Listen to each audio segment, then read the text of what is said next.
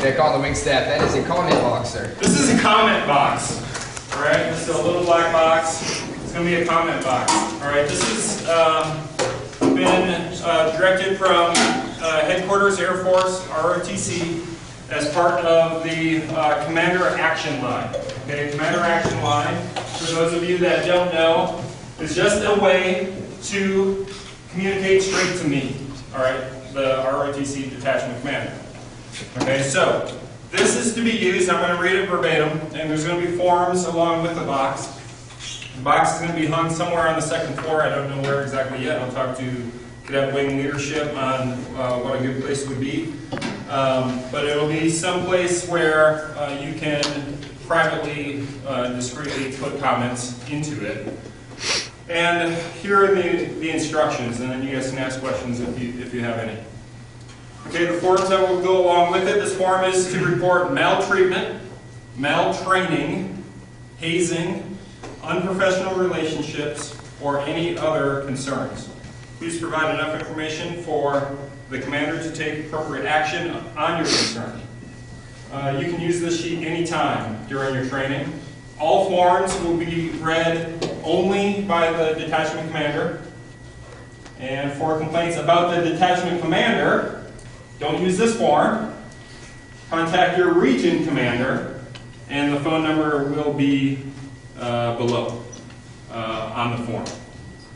So if you have a issue or a complaint about me, obviously take that one step higher if you feel like you need to do that. Or you could contact the Home Center Inspector General. Okay, and then this form can be used anonymously or not. Put your detachment number on here. Name is optional, date, and then there's room for the comment itself. Okay? So, all that being said, it's a direct line to me. I will read all of them. At the end of the semester, I am to basically report back what I can from said comment box in the Commander Action Line, so that you know that your comment, complaint, whatever it was heard, and what action, if any, was taken, and maybe if an action wasn't taken, why. All right? You heard the very specific reasons for what you can use the comment box for. I will say that use your cadet chain of command when possible. Okay? When possible, use your cadet chain of command so that they can try to solve the issue, problem, etc. at the lowest possible level, right? That's what they would like the chance to do. I would like them to have that chance. However, if it's something serious, like here, and if there's any concern on your part that that's not going to be heard or action is not going to be taken, then that's the time to use the form so that I know. Cool? Any questions, comments, concerns? Okay, so I will brief it at the beginning of every semester, remind you what it is, and then I am to brief at the end of the semester again as kind of a final wrap up.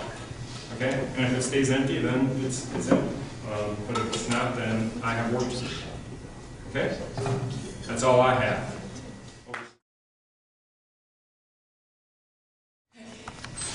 Good afternoon, Colonel Gawkey, Major Newton, Captain Hurd, First Lieutenant Herbert, and Staff Sergeant Jones, POC and fellow GMC. I'm Cadet Price, and today I'll be briefing you over recognizing the enlisted officers and the difference between their ranks. Okay? With the airmen, you have an airman, and they have one basic, they have no insignia, and then you have an airman that has a chevron of one stripe. Then you have an airman first class, they have 2 chevron stripes, and then a senior airman that has 3 chevron stripes. Foot stumper on the senior airman, okay? Can everybody see this? All right, great. Okay, so non-commissioned officers consist of a staff sergeant and a technical sergeant, okay? A chevron of 4 stripes and a silver star that's within the center of the ranks, okay? The technical sergeant has a chevron of 5 stripes and has a silver star at the center of the ranks. Okay, so all enlisted ranks and uncommissioned ranks, they will be shown on the sleeve for airman battle uniforms and blues. So that's how you recognize and that's how you find their ranks. Okay, so don't forget this, everyone. Don't forget this, okay. Moving on to the enlisted, for the enlisted airmen and non-commissions, as a cadet, you are not authorized to salute, but you are authorized to give the proper greeting of the day as respect, okay? So that's how we do it here at Det 67, okay? Officer ranks, there are company grade officers and field grade officers. Company grade officers consist of a second lieutenant, first lieutenant, and a captain. We have them all here, okay? Second lieutenant has a 1 gold bar. You can see everybody's trying to reach this level. Everybody wants to get on this level. If you have in the ROTC, you're trying to get in this level, okay? That's what we're here for. First lieutenant has 1 silver bar, and a captain has 2 silver bars, okay? The field grade officers have their majors, lieutenant colonel and a colonel. A major has a gold oak leaf on the collar, along with the lieutenant colonel who has a silver oak leaf on the collar as well, and they can be shown on the cover of the ABUs as well. That's with commissioned officers. All of their ranks can be shown and found on their collars, in ABUs, and also in blues on the shoulders on this part, just like we have on today. Okay? The colonel has a silver spread eagle, and I will conclude with saying that for the officer ranks, you will render salute, okay? That's respect, and you will give the proper greeting of the day. So, we learned today that I briefed you over enlisted ranks and what they are, how you recognize enlisted ranks and how you recognize officer ranks. This concludes my briefing. Are there any questions?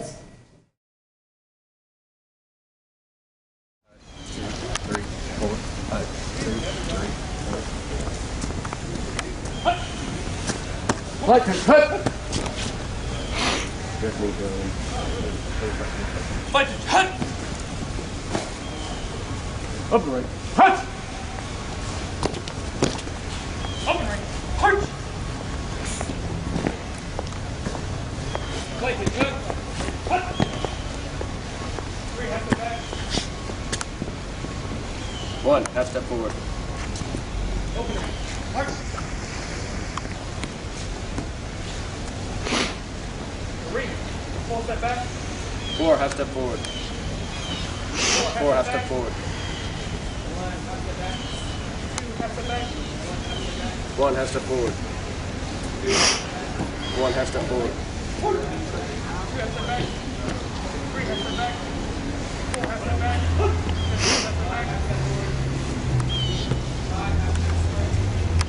5 half step back.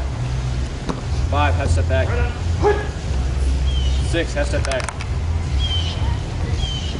6 quarter step back.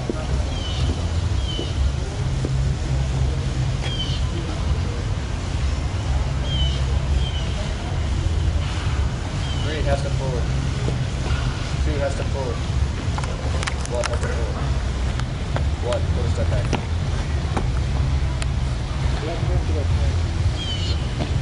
Outstanding for your time.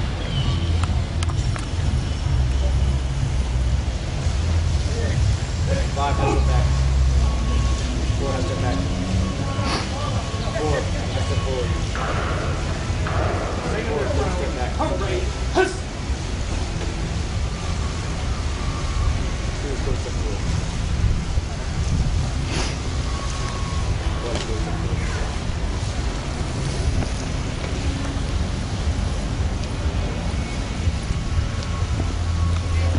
Ready up. Right.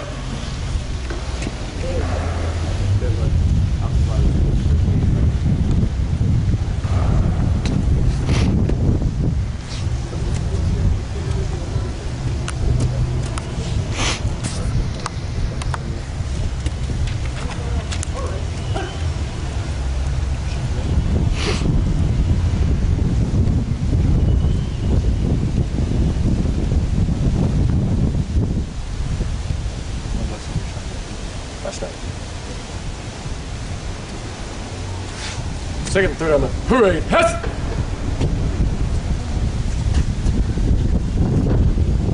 Outstanding. Yes, sir.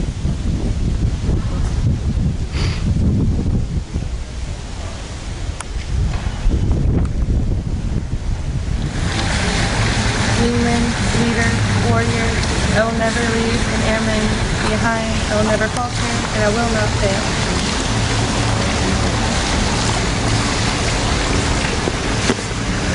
Good afternoon, California. My name is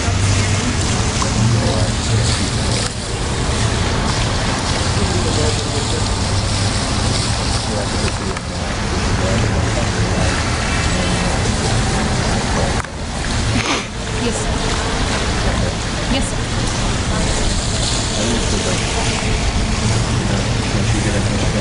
Yes, sir. Who is the campaign inspector? I am not sure of that.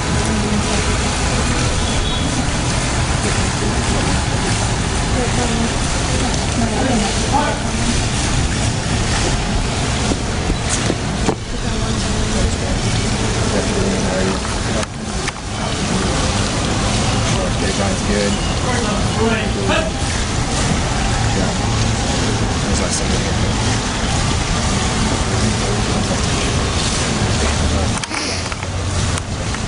it's good. Just curious. What's the case? You gotta second stand to administration. I don't know.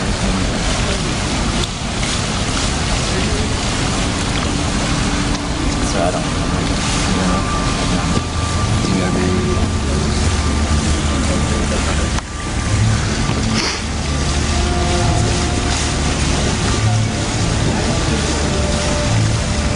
You cut.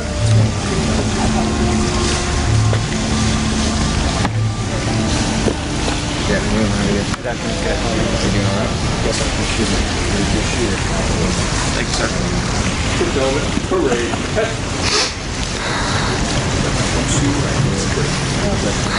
This morning, get comments on there. Monday, get comments.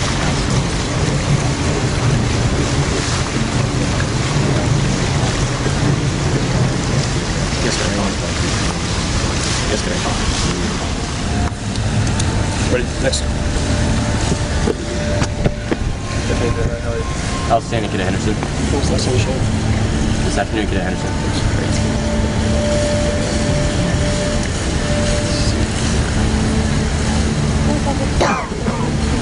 When's the last time you checked your shoes? It's been a while, Cadet Henderson. They still look really good, so whatever you did worked.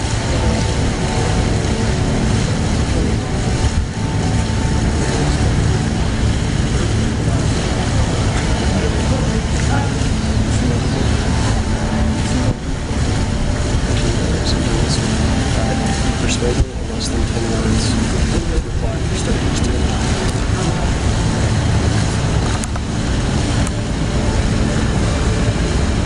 Kill good guys.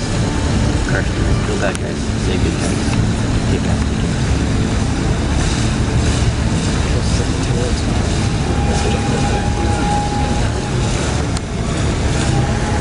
Ready? Next. Yeah, we'll come to this side. Outstanding, Cadet Henderson. How are you?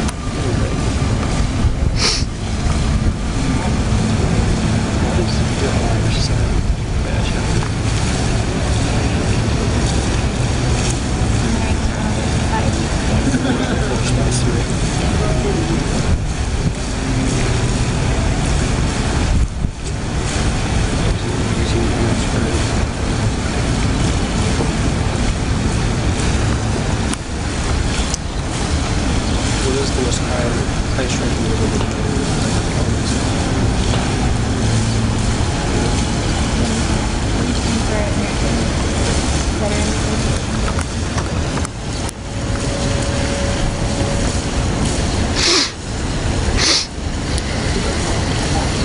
Ready?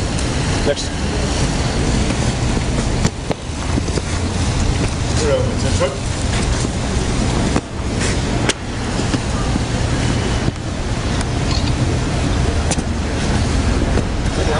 Parade.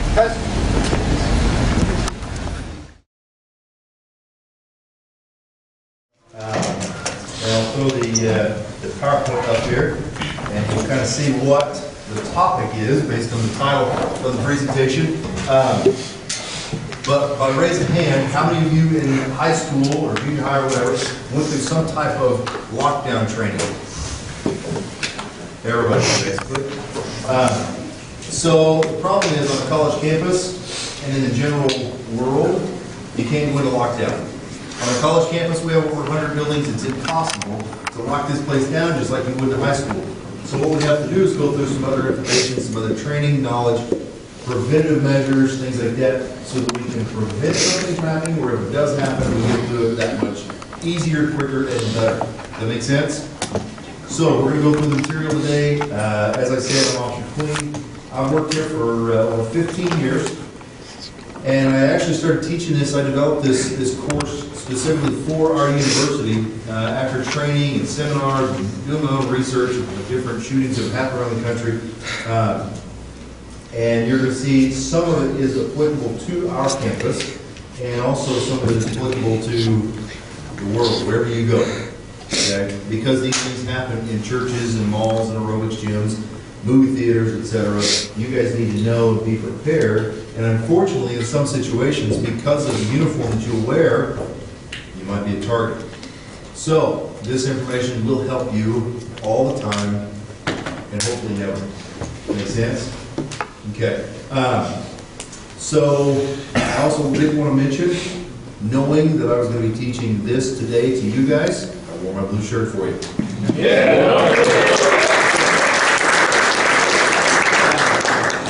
I do have my wife's brother. I was talking before. My wife's brother is in the Air Force, and he's over in England right now, about to be transferred to the horrible setting of Guam.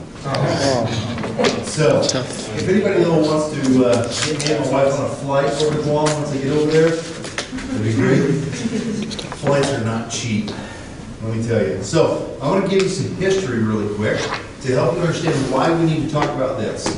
In all the training, seminars, and different things that I've gone through, the one thing, kind of a pet peeve of mine, that when we talk about an active shooter situation, I really don't care about numbers. Numbers don't help me figure out how to get through a situation. However, they do help us understand why we need to talk about it.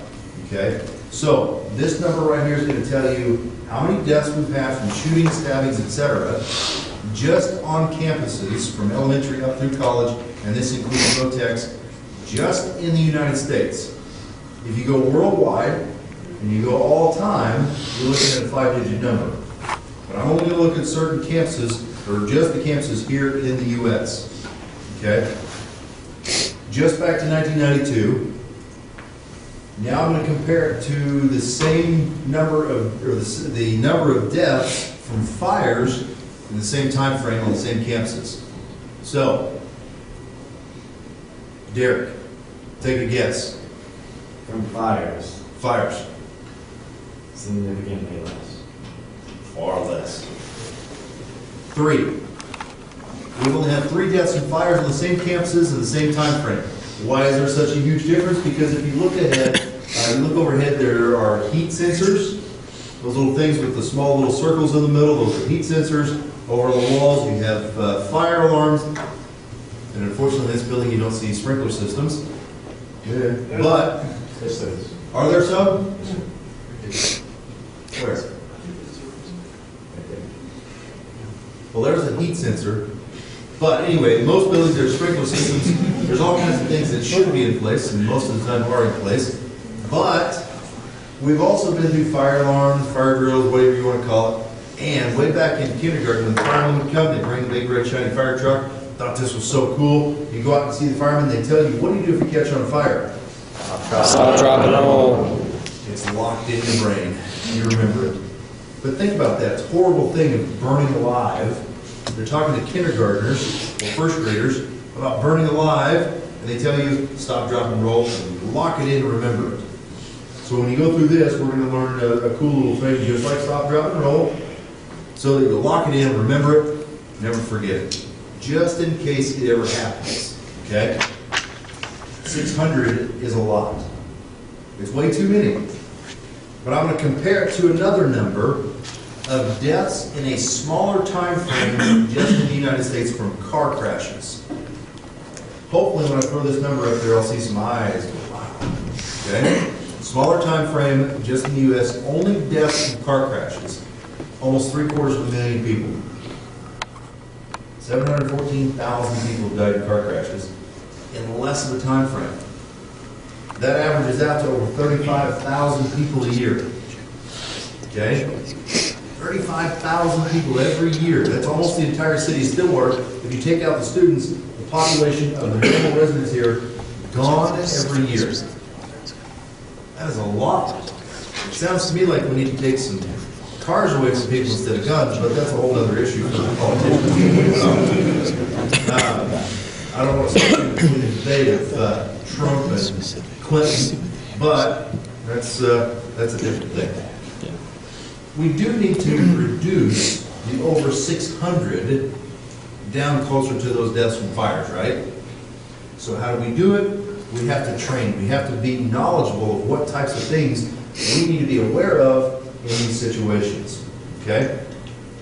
So the university here has changed some things or implemented a few things after Virginia Tech and after Columbine, Northern Illinois, Aurora, Colorado. All these different places have had a situation like this. We go back and we look at it and we think, what can we do here or as a police department or a university to put things in place to reduce, prevent, or get through it much better? So we put a few things in place. The very first thing is we realized we need to communicate with the public very quickly. We can't wait for the next Ocala to be printed because if something happens Wednesday afternoon, the next one printed is not until Friday. That won't work. College students don't watch the evening news, so we can't put something on there. So how do we communicate with you? With something that everybody has, your phone.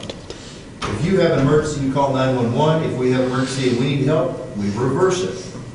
So on your OK account, the next time you log in, you know how you have to change it every 120 days, the password. For the right price, I'll tell you how you can keep the same password. But when you log in, I see some heads, wait, what is it? On the left side of the screen when you log in, there's one tab called Cowboy Alert. Click on that, it takes you to a screen where you plug in your cell phone number, and you can choose voicemail or text message to receive from us in the event of an emergency. So, what was it, 2 or 3 weeks ago, around 7:30 in the morning, 7 o'clock in the morning, did everyone receive the message of the event that happened over at Bennett Hall? Yes. If you didn't, you're not on the system. Log on, plug your cell phone in. Okay?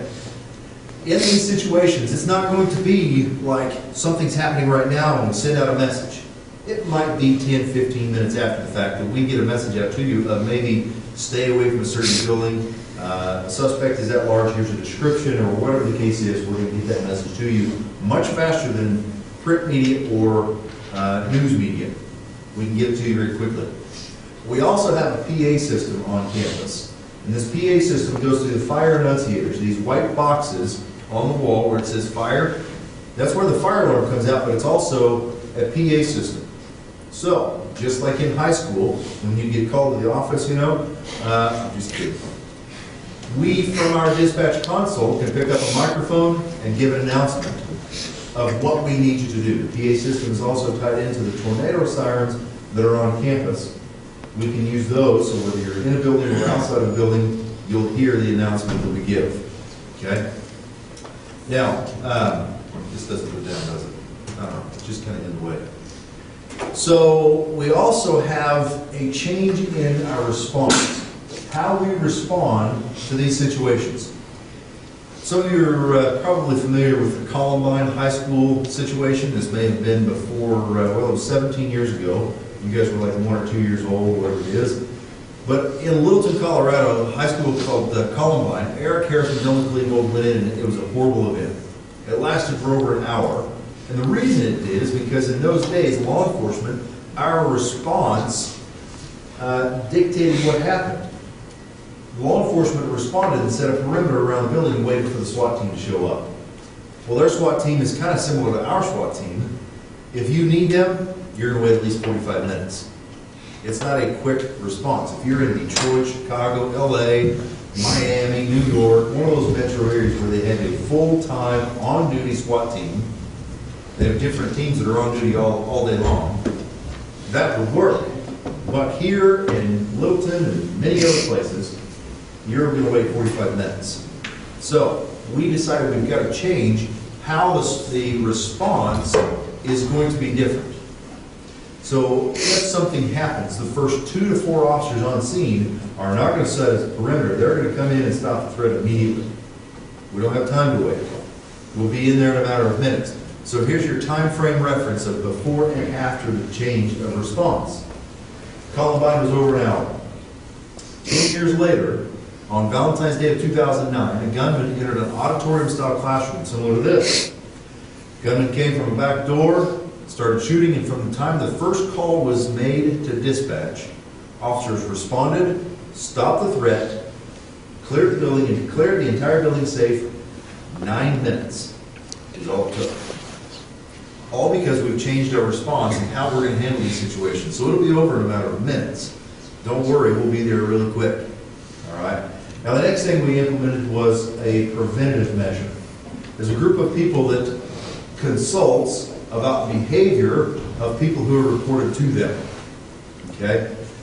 This group is made up of Vice President of Student Affairs, the Police Chief, Counseling Services, Academic Affairs, Res Life, all these different people that can pull resources. So, and we're going to talk about some behavioral stuff here in a little bit. But let's say someone's behavior is reported to them. What they do is discuss, they pull different resources. Well, how's this person doing in academics? How's this person doing in Res Life? How's this person doing over here? They might send out an email and pull someone new into the committee to discuss the person that's reported to them and figure out, is this person a credible threat to our campus or community? It's that simple. Okay? So most of the time, this group determines what the threat is, and it might just be as simple as calling them in and say, hey, your behavior's out of line, quit. It could be receiving some counseling services, or it could be legal intervention where we actually file charges on a person to make sure that they understand this is illegal or shouldn't be doing it. Okay? Now the next thing we have, and this is something to save time, I'm giving you homework. You're going to have to do this on your own time. Go to this website, RPM, which stands for Risk and Property Management. And when you go to that website, right in the center of the page, there's a link called a Shots Fired Video. When you click on it, it'll take you to a login page where you'll use your username and password. You log in and watch the video. This only takes 20 minutes. So, tonight, it's Thirsty Thursday. You don't need to worry about that. You've got nothing better to do. Watch this video, 20 minutes. There's either QuickTime or Media Player, whichever one you need. And watch this. Now, as you do, you're going to hear some of the same information that I provide, but they put it to a scenario. They help you better understand what options you have in these situations, because some of us are visual learners, so it's easier to see it and understand it than just hear somebody up here yakking at you for an hour. Okay? So, there's your homework. The number one goal in all of this is to prevent something from happening. We don't want it to happen, and the way we prevent it is we watch other people. Does anyone watch that TV show Criminal Minds? Yeah, pretty good show, isn't it? Well, for those that don't know what TV show I'm talking about, this is the FBI. They have a criminal profiling unit or behavioral analysis unit. And what they do is they travel the country and they'll go to a major crime or a series of crimes and read the evidence and tell you this is the kind of person that we're looking for.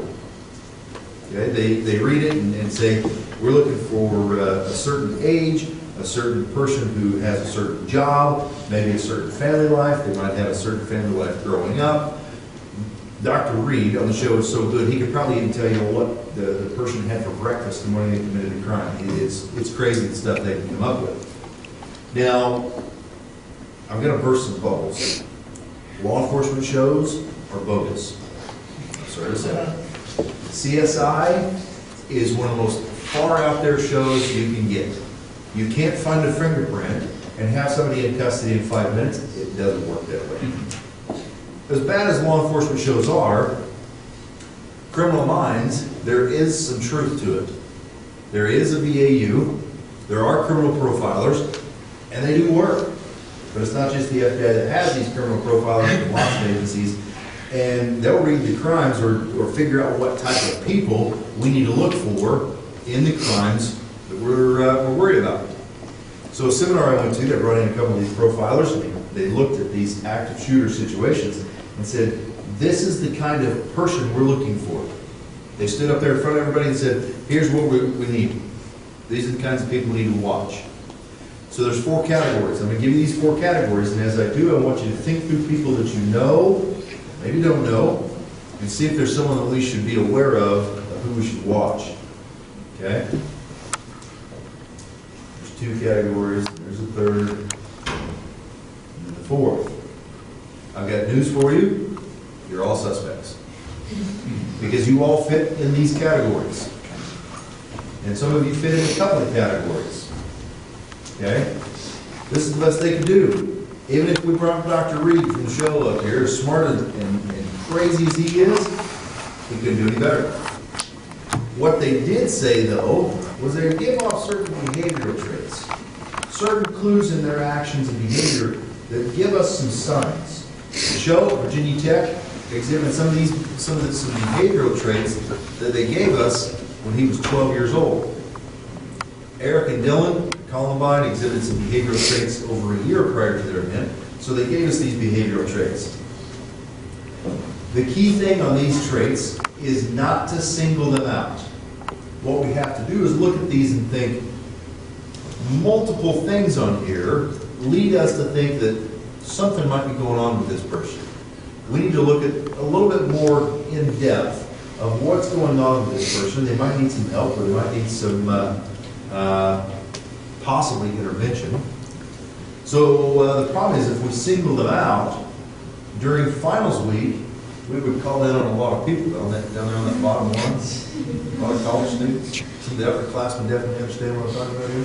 Yeah. Oh yeah, you know what I'm talking about.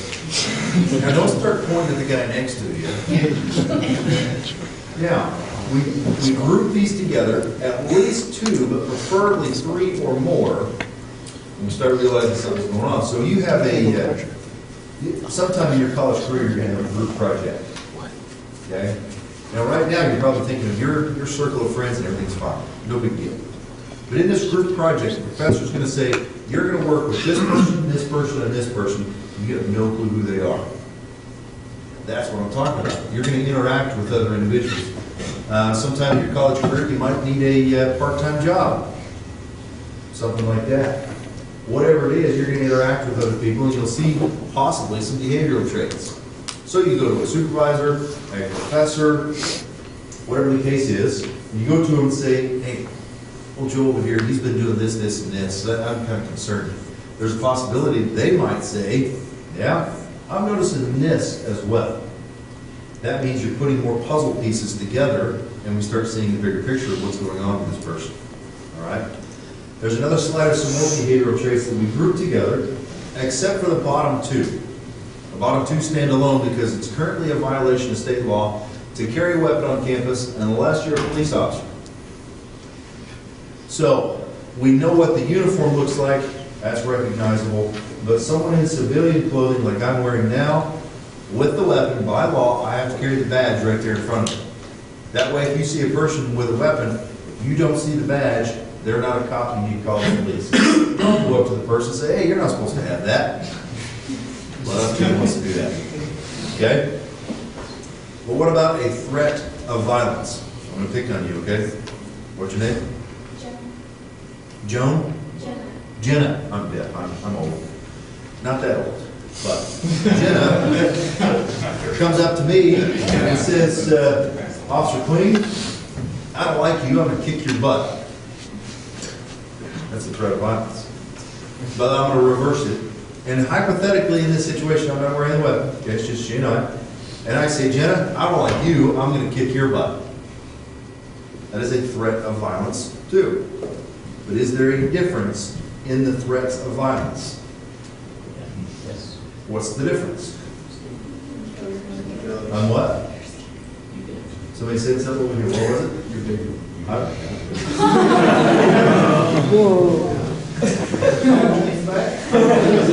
I'm big bone.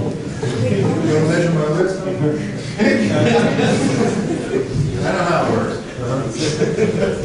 So, I am bigger, but other people had some other reasons too. Huh? You can actually.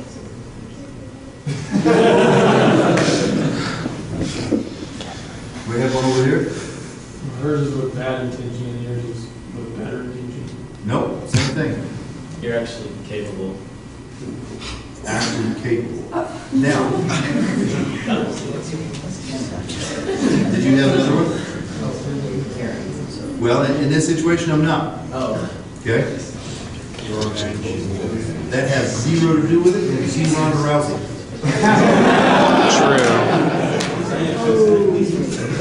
Had some sort of combat training.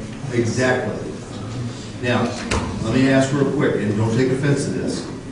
Have you been trained in maybe some type of mixed martial arts, Brazilian Jiu-Jitsu, or anything kind of similar to Ronda? You have? So,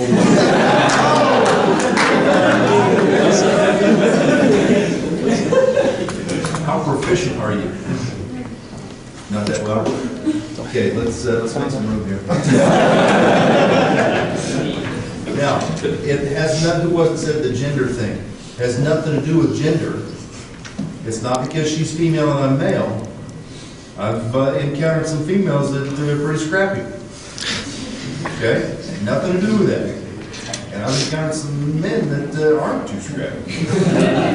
So, what we have to do is think, does the person have the capability, whoever was that said that one, who has the capability to carry out the threat that has been stated? Yeah. Sometimes we don't know. I had no idea that she's a mixed martial arts expert until I asked her. Turns out she is. Okay, so it might be more of an equal match. Don't know. Sometimes we don't know. So what we do is we go ahead and report those threats and let the authorities look into it. We can find out a lot of stuff about a person. And when I tell you we find out a lot of stuff, we find out some serious stuff. I had a student ask me one time, we were talking about this very thing, and he challenged me. You can't find out deep, dark stuff about me. And there was a group of people, and I said, okay, I'll accept that challenge. I need your name and your date of birth, and that's it. So I knew I was going to be seeing him the next day. I take those 2 bits of information, I go to our investigator's day, got this thing I'm working on. Let's look him up. So he did some research. This World Wide Web, also known as the internet, is an amazing tool. The next day I go back to him and I said, okay, you were born in this state. And I know this because here's your social security number and the first 3 numbers are from that state. The square footage of your parents' first home when you were born is this. And this was the purchase price of that home. You want me to tell you more? Well, you can find out a lot of stuff about a person. So if I did some research on Jenna, I could probably find out that she has been to some training gyms and done that kind of stuff. And I would know that she's a mixed martial arts expert. So maybe we don't know. Let's go ahead and report that to the authorities. We can figure out, is the person capable of the threat that they have stated? Simple as that. Okay? No offense, we're still friends, right? Cool. So, these are behavioral traits that might be months or even years prior to their event. Okay? Sometimes there's some clues just before. Some people like to test the waters. How do we know if a person is carrying a weapon or not? Well, most people being right-handed are going to tuck it into the right front waistband, and they're not going to worry about the holster. All they want is the gun and the bullets. They tuck it in the waist, and we also have to think, does the clothing that they're wearing match the season? Up until, this last weekend, it's been kind of hot. Would it be normal to see a person walking around campus in long pants, long sleeve shirt, and a full trench coat in 98-degree heat? Yes. Can I borrow a light, sir? That happens more than you think, actually. College students are very strange. Wait, what was that? College students are strange now. It's a strange world we live in. But it's not normal, is it? It's not, yes, it does happen. In fact, a year ago, August, I'm over here by Noble Research Center, walking towards the library, and I see a student up ahead of me dressed just like that. Backpack on, staring at the ground, wouldn't make eye contact with anybody, walking towards the library. A little bit of concern there, right? So I checked him out. Turns out he didn't have any weapons. He meant no harm or anything. He's one of those guys that like to wear a trench coat in the heat. But if you feel fear for your safety, you think this is peculiar, whatever they're wearing is not normal, and you think something's not right, is it okay to contact the police department? Say there's a guy over here making several of us feel uncomfortable. Can you guys come check him out? Yes. That's what we're here for. There's a law, it's a case law from, I believe, the 60s, called Terry versus Ohio. It went all the way to the U.S. Supreme Court, and what this basically says is we, by law, under mere suspicion, because of fear of safety of the public or ourselves, we can check a person conducting what's called a Terry stop and a Terry pat. It's Terry versus Ohio, so that's where the Terry comes from. We are allowed to do a Terry pat, which is basically a pat down of weapons. That's it. It's an open hand pat of waist, pockets, and where a weapon could be stored. The U.S. Supreme Court says we are allowed to do that because of fear of safety. It's simple as that. So if you see someone who you are concerned about, notify the police and we'll come check them out for you. Makes sense? And we're not going to show them and the person saying, why are you doing this to me? Well, because he called in on you and he was kind of concerned about you. We're not going to do that, don't worry. Okay? But the next thing we're going to go over is the first initial moments that something might be happening. We're probably all familiar with gunshots, what they sound like, whether it be movies or a gun range. We've all heard gunshots probably. Guess what? That's wrong. Now, yes, that's what they sound like in those situations, but in a building, far different. They do not sound like that. It's a short, muffled pop, and you're not going to recognize it when you first hear it. But once you do recognize and realize, wow, those are gunshots, it's very easy for me to say, just remain calm. Right? Remaining calm is easier than you realize. Here's how you do it. You guys go through driver's ed? Yeah? As a side job, you know, cops don't make a whole lot of money, so as a side job, I teach driver's ed. Yes, it's 2 jobs. I put my life on the line. And in the driver's ed car, I've got, I'm over on the right, I've got the student drive along, and every once in a while I will say, what are you going to do if this car pulls out in front of you? What are you going to do if this car cuts you off, or what are you going to do if? If that student, that driver's ed student, has never thought about it before, and suddenly that car cuts them off, because cars do cut you off, you've never thought about it before, you go into what we call vapor lock, freak out, you don't know what to do, potential collision. But if you've thought about it, you think, what could I do here? What could I do if this car cuts me off? You've prepared mentally. That way, when it does happen, you've already thought, and instinctively you react to what you've already planned on doing. Remaining calm is as simple as playing the what-if game. When you go to the movie theater next, when you go to the aerobics gym next, when you go to church next, whatever it is, stop for a second and think, what could I do here? What are my options? Now, the 911 call should have already happened. We have no idea that we need to get to a certain place until you tell us. You got to make that phone call. We are either out on Hall of Fame trying to reach our speeding ticket quota, or we're eating donuts at the donut shop. We've got no clue. We've got to get to Math Sciences 101. Now, there's 2 things there. One of them is a joke. Which one? I love donuts. We do not have a quota. I promise you, we don't have a speeding ticket. We don't have any kind of quota. Okay? But I do love donuts. Who doesn't love donuts? Come on. Daylight is great apple fritters.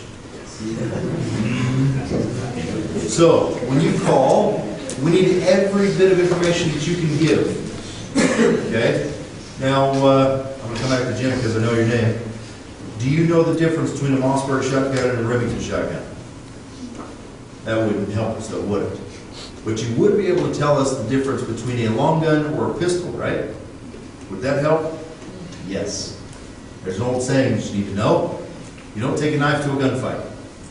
You also don't take a little gun to a big gunfight. So if you tell us he has this and this, we will know that we need to bring this, this, and this so that we can overpower the threat that we encounter. Give us a great description of who you see or what's going on. On game days, when we get a report of a lost 10-year-old boy in an orange t-shirt and blue jeans, we got 7 cops getting on the radio. I got one over here. Mom saying, get my kid back. We need great descriptions. Okay? Now, in this situation, you will have 3 options. Sometimes you can go level by level. It might escalate quickly. But your very first option is kind of those common sense things of you don't want to be where it is, so it's easy, we need to get out. Okay? Decades ago, there's a federal law that says they have to put clues in any public open space to tell you how to get out of a building. And I guarantee you, most of you never pay attention to these clues. Now you start looking. Now, there's 2 colors that they could be, red or green. Okay? When you look around, when you go someplace, look around and realize there's more exits than you thought. Now this is a great room because these exits, we know they're exits because we don't have to go out into the main building. You go here, up some stairs, and you're out. It's easy. Pay attention to where the exits are. Know how to get out from someplace. Okay? If you can't get out, your next option is to hide out. So, here's what we do. We want to secure the door. Does anybody in here have a key to secure these doors? No. And I would venture to say that 100% of the classes where you have on this campus, the instructor for whatever class you're in does not have a key to those rooms. So we have to find other ways to secure them. So, right up here at the top, I have no idea what this is actually called, but I call it an A hinge because it looks like an A and it's a hinge. Right up here, if you take a leather belt, most guys wear a leather belt, or they have computer cords, maybe backpack straps or something like that. At the base of this, you wrap around that multiple times nice and tight, that door won't come open. It'll come open a few inches, but not enough for somebody to come in. So you can secure the door that way. All these chairs get piled up against the doors. And you'll notice on all these doors, they have those A hinges. So it's going to take a few belts to secure these doors. All the chairs go up against them. We turn the lights out, because what that does is it gives us a tactical advantage. In a dark room, our eyes will adjust to the darkness. He's in a light hallway, so when he comes in where we are, we can see him. He can't. It gives us an advantage in those first few seconds. Okay? But after you turn the lights out, you spread out around the room. You don't want to stay huddled together because that makes for an easier target. You spread out and start discussing something as a group. What are we going to talk about as a group? What was that? Take him out. Take him out for lunch. Nope. We're going to take him down, and this is legal. There's a law in Oklahoma called the Stand Your Ground Law, and I would venture to say that nearly all states have this. You can do anything that you need to do to protect yourself if someone is attempting to harm you or others. And when I say anything, that means anything. That means you can stand on either side of the door with a chair sitting over your shoulder, and when he comes in with that AK-47, swing for the fence. That's just one example. Okay? Do what you need to do. Now, as a group, you discuss and figure out what you as a group are going to do, work together as a team, and I guarantee you'll be able to do this. You'll be successful at it. I'm going to tell you also that if you are in class and you're wearing any type of uniform, people are going to look to you for some type of direction or advice. That's just what people do. Okay? Be prepared for that. If that happens, they may want you to take charge because they expect you to have training and knowledge in this type of stuff. Okay? So in this scuffle, and in fact when you watch the video, you'll notice a couple of students across the room, when the guy comes in with the AK-47, they throw red spiral notebooks at the guy's head. Spiral notebooks against an AK-47. You think, what in the world? But you'll notice, as soon as it's being thrown, people are jumping on. That's a distraction as people are jumping on. They take him to the ground. And when you do that, he's probably going to lose control of his weapon. So I need a volunteer. When he loses control of the weapon, somebody needs to take charge of that weapon. So, who's going to volunteer? Thanks, Derek. Okay, so you take the weapon, and what do you do with it? Shoot him. You could shoot him. You could? Now, I'm going to tell you a quick story. 14 minutes. Quick story. In Oklahoma City, there's a pharmacist. And in his pharmacy, he was a victim of armed robbery. I believe there were 3 suspects. Came in, he pulled out a gun, which he was legal. The pharmacist had a gun because those guys had a gun, so he pulls out a gun, shoots 2, 1 runs out, he chases him, loses him and comes back to the store. 1 had died, 1 was still alive. He walks over to the one that's still alive, shoots him, just like you guys suggest. That pharmacist is now sitting in jail, where he should be, because that individual did not pose a lethal threat to him. You cannot shoot a person who does not pose a lethal threat. So when you say grab the gun and shoot him, you take his gun away from him, he doesn't pose a lethal threat, you can't do it. That was. No, I was right. Well, to go away from him. You're right, take the gun away, but what are you going to do with it? Take the mag open, I'll say do it. Point it down. Hold it down. Let's think about that. He's standing next to a pile of bodies, and he's pointed at him. Cops are called for a and we've got 10 descriptions of the guy, and he fits 4 of them. If you don't know anything about guns, you ask someone, find someone that does, and they're going to take the magazine out, and they're going to also take the round out of the chamber. Don't worry about that. That takes too long. See that trash can right there? You run to the trash can, drop in the trash can, pick the trash can up, take it with you. Everybody else is going to keep them on the ground. You run out in the hallway, because here come the officers. Here comes a group of officers, and you say, hey guys, I've got the guy's gun in here, and he's in this room under the pile of all the people. We've got him on the ground in there. You standing there with a trash can is not a threat to a police officer. You standing there with a gun is. And especially you standing there pointing the gun at him. Using a trash can is called using your resources. And until now, you've never thought, what should we do?